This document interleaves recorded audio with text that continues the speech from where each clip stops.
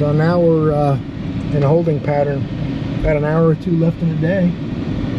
I might end up putting the dash cam in my Tundra. You got to hook up a battery, memory, ignition feed, and a ground, and then stick it to the windshield and you're done.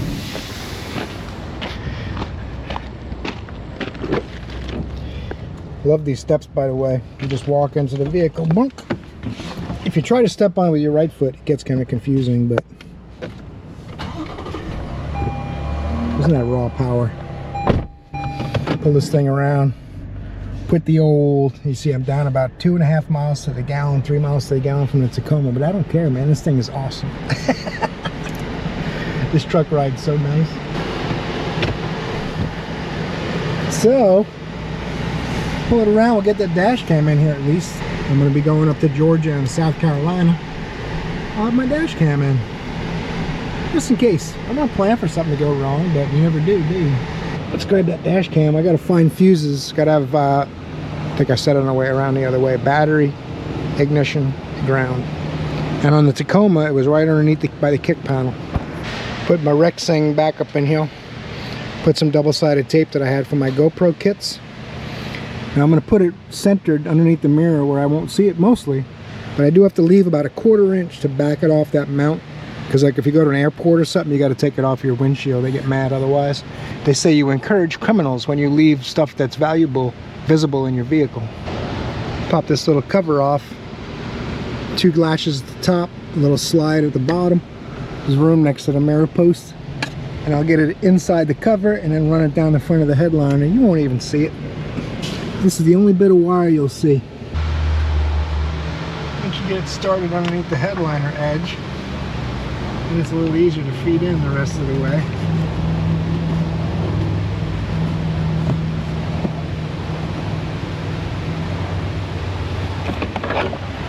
I'm going to run it down the A-pillar trim, and I'll come down this rubber piece. And luckily, all these pieces end just a little bit underneath, and this just kind of presses against the windshield in the front. It's clipped in here and held in by the visors and all, so plenty of wiggle room for this kind of stuff. Now, same thing with this weather stripping. I can hide it in a weather strip all the way down here. No one will even know. Pop that side cover off. Now we're getting somewhere.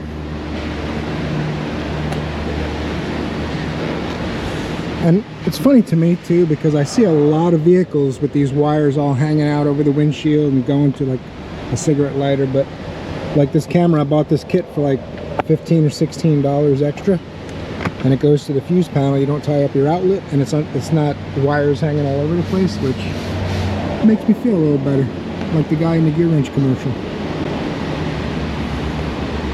So now I can run this behind the panel. We'll get underneath and see where the fuses are, and these actually will replace the fuses. They won't stop the fuse from working, it just lets it tap into it. I really was not expecting there to be no fuse box, but there is none. So there's a big rubber grommet behind here.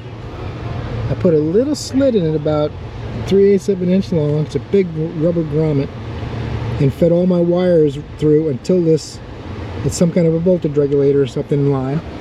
Until that bumped up against the rubber, I stopped. Now I'm just going to pop the kick panel and the cover back on. Everything else happens out under the hood, because there's no fuse box right here like I thought there would be.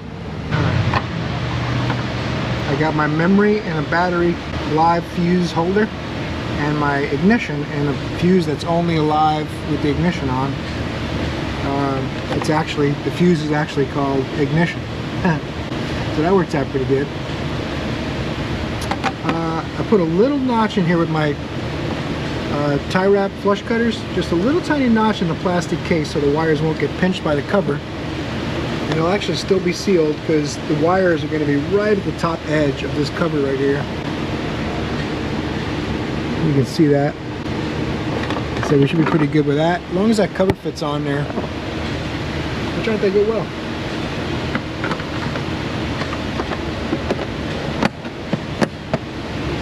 Now, all that's left is to hook this ground up. I'm going to put it on one of these ABS mount. There's a 12 right here, I think. I can sneak it under that. I wish there was some more threads. I'd just put a nut on top of it, but it's alright. It's just a mounting bolt, not going to disturb anything. Had a little rag on my paint, even under the hood. I didn't want to scratch it. So you guys have a really strong magnet on your butt. I spotted these little grounds right here. So I'm going to try that instead. I think it'll be fine. We'll tuck it in.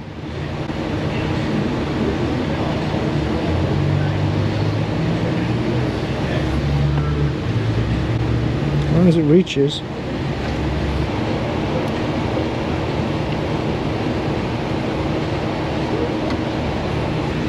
Snug that back up. I might have put a bigger eyelet on that, I think.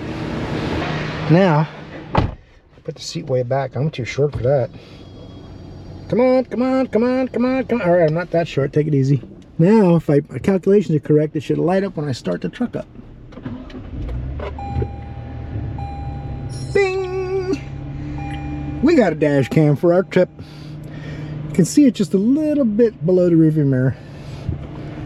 Good to go. All right, guys, we are closing up. The dash cam install was it for today. And now I'm going to put this thing in a safe parking space. I got to pull the 62 in. And thanks, guys, for watching today's video. Torque the like button for me before you leave, and subscribe if you haven't yet. Most of all, I hope I see you in the next video, because you're awesome.